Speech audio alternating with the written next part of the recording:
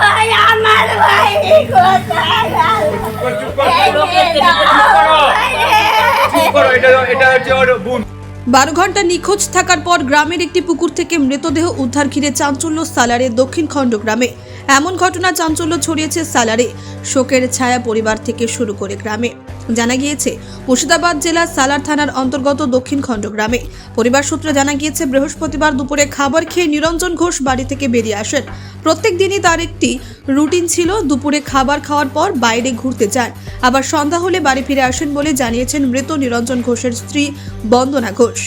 গতকাল বৃহস্পতিবার সে একইভাবে তিনি দুপুরে খাবার খাওয়ার পর বাড়ি থেকে বেরিয়ে যান, কিন্তু দুপুর গড়িয়ে সন্ধে হলেও তিনি বাড়িতে না আসলে মৃত নিরঞ্জন ঘোষের স্ত্রী বন্দনা ঘোষ খোঁজাখুঁজি শুরু করে।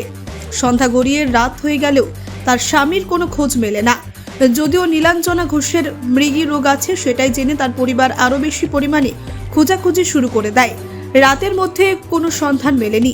সকাল হতে না হতেই নীলাঞ্জনা ঘোষের বাড়িতে একটি দুঃসংবাদ আসে। এই যে বন্দনা ঘোষের স্বামী নীলাঞ্জনা ঘোষ, গ্রামের একটি পুকুরে তার মৃতদেহ পাওয়া গেছে। তারপর খবর শোনা মাত্রই কান্নায় ভেঙে পড়ে মৃত নিরঞ্জন ঘোষের পরিবারের লোকজন। ঘটনায় সালার থানার পুলিশ খবর পেয়ে মৃতদেহ উদ্ধার করে দেহ ময়নাতদন্তের জন্য মর্গে পাঠায়। ঘটনাটা এমনি কিছু হয় না, ভাত খেলো, ভাত খেয়ে রোজই ওই দুপুরবেলায় ওইখানে দুর্গাতলা আছে গ্রামের ভেতরে, ওই দুর্গাতলায় সবাই তাস খেলা করে, ও বসে বসে দেখে। তারপরে সন্ধে লাগে, তারপরে সন্ধেবেলাতেই বাড়ি চলে আসে। আবার একবার ওই আসন দিয়ে ওই পাড়াটা দিয়ে ঘুরে আসে, দিয়ে সন্ধেবেলা লাগে, সন্ধে না লাগতে লাগতে আগেই বাড়ি চলে আসে। তারপর আমি দেখছি যে না বাড়ি এলো না, পাতলা পরে একটা গেঞ্জি পরে গিয়েছে, শীত করছে, কোথায় গেল। তখন ওই গ্রামের ভেতরে খোঁজ করতে যাই, সবাই বলছে হ্যাঁ খানিক্ষণ পরেও ছিল, 4টের সময়তেও ছিল। আমি বলছি তাহলে কোথায় গেলো, আমি কিছু মনে হয় ওই আশ্রম গিয়েছে, তাহলে মনে হয় আসছে। তারপরে দেখছি আস্তে আস্তে সন্ধে লেগে গেলো, তখনও দেখছি বাড়ি ঢুকলো না। দিয়ে তখন আবার সবাই 5জনকে বললাম, 5জন আবার তখন 7টা 8টা হবে, তাও দিয়ে সব ওই পুকুরে গাবায় মাঠে সব খুঁজে এলো, পেলাম না। তারপরে দেখছি বাড়ির দরজা খোলাই আছে, বসে আছে। আমি বলছি কোথাও গিয়েছে, তাহলে বাড়ি আসবে। তারপর দেখছি আর বাড়ি এলো না। তারপরে সকালবেলায় আবার খোঁজ করে খুঁজতে বেরোইলো। দিয়ে তারপরে ওখানে সবাই খবর দেয় যে না গো এই জলে পড়ে আছে, পুকুরে জলে পড়ে আছে। আমি বলছি তাহলে মনে হয় পায়খানা টায়খানা করতে গিয়েছে, জল ছোঁচ করতে গিয়ে হয়তো মনে হয় পড়ে গিয়েছে। এই তো বাস, আর কোনো কিছু নেই। ওটা সকালে। বাড়িতে কালকে প্রায় 1টার সময়, ওইরকমই রোজই যায় একটা, হ্যাঁ প্রত্যেক দিনই যায়। তাও সেই সন্ধ্যে না লাগতে লাগতে বাড়ি চলে আসে, তাও 5টার সময় বাড়ি চলে আসে। কোনোদিন 4টে আসে, ঠিক নাই, বেরিয়ে আসে তো, কোনোদিন 4টে আসে, কোনোদিন 5টায় আসে, এরকম কোনো সময় বাড়ি চলে আসে।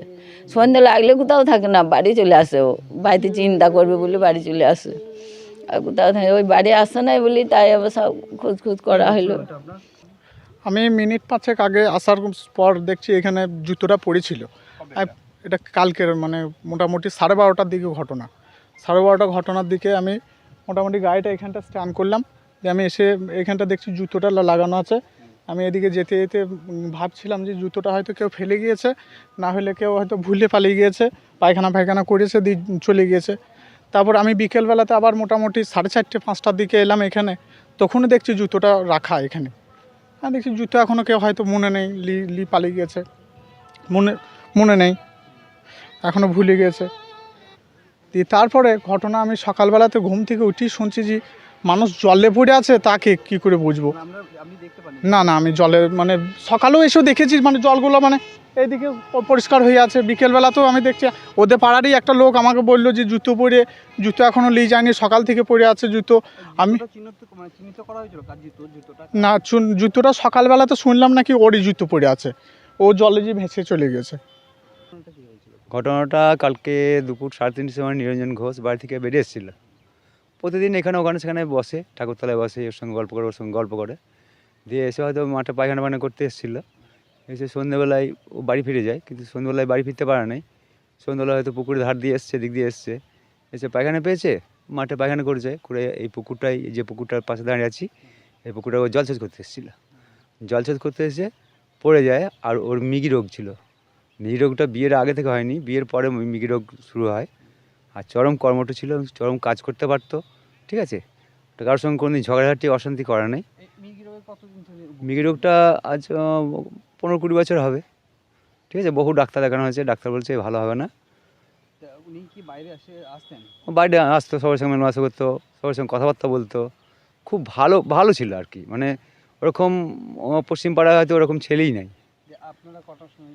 আমরা সকাল 6:30টার সময় খবর দিল, এই মুসলিম পাড়ায় কিছু গিয়েছিল, গিয়ে আমাদের পাড়ায় খবর দিল, খবর দিয়ে বাড়ির খবর দেওয়ার পর আমরা এলাম, দেখতে আসার পর দেখলাম জলের মধ্যে ভাসছে। তো আমরা কোনো রিস্ক নিলাম না, এই পুকুরটায়? এই পুকুরটাতেই। কোনখানে ভাসছিল? ওই কোণটায়, ও মানে পশ্চিম উত্তর কোণে। তো আমরা তো কোনো রিস্ক নিলাম না, সঙ্গে সঙ্গে থানায় খবর দিলাম, থানা থেকে পুলিশ আসলো, তখন 8:30 9টা বাজে। পুলিশ এসে বডি তুলে নিয়ে গিয়ে সালার থানা নিয়ে গেছে। সালার থানা থেকে ডাক্তারবাবু দেখিয়েছে, ডাক্তারবাবু দেখে বলেছে এখানে হবে না, পোস্টমর্টম করাতে হবে। এই ঘন্টা 4 আগে মারা গেছে, কি ঘন্টা 5 আগে মারা গেছে, তো এখানে হবে না, মর্গে পাঠাতে হবে। দিয়ে সালারে পোস্টমর্টম হয় নাই, বডি আসেনি, কাঁদি নিয়ে গেছে, কাঁদি মহকুমা হসপিটালে নিয়ে গেছে। কাঁদি মহকুমা হসপিটালে নিয়ে গিয়ে পোস্টমর্টম করানোর পর বডি আসবে, তারপর দাহ কার্য হবে। আমার নাম কৃষ্ণেন্দু চক্রবর্তী। সালার থেকে শাহিন শেখের রিপোর্ট, চেতনা নিউজ। হলমার্ক সোনার গহনার বিপুল সম্ভার নিয়ে এলো জীবন্তীর সাকিব জুয়েলার্স। এখানে পাবেন দুর্দান্ত অফার। সোনার গহনার বিশ্বস্ত প্রতিষ্ঠান জীবন্তী সাকিব জুয়েলার্স অ্যান্ড মেকার্স। একাধিক আকর্ষণীয় সোনার গহনার নকশা নিয়ে হাজির সাকিব জুয়েলার্স। নেকলেস থেকে কানের দুল, আংটি থেকে বিয়ের শাখা, পলা, নোয়া বাঁধানো সব ধরনের গহনাই পাবেন জীবন্তীর একমাত্র বিশ্বস্ত প্রতিষ্ঠান সাকিব জুয়েলার্সে। এখানে গ্রাহকের মনের মতো করে গয়না তৈরি করে দেওয়ার ব্যবস্থা রয়েছে। শুধু সোনার গহনাই নয়, কম দামে রূপোর, চাঁদির গহনার অভাবনীয় কালেকশনও রয়েছে জীবন্তী সাকিব জুয়েলার্স অ্যান্ড মেকার্সে। আমাদের ঠিকানা জীবন্তী বাস স্ট্যান্ড, শাহিদ হাজি মার্কেট, কান্দি, মুর্শিদাবাদ। যোগাযোগ নম্বর 9932846770 অথবা 7478666786।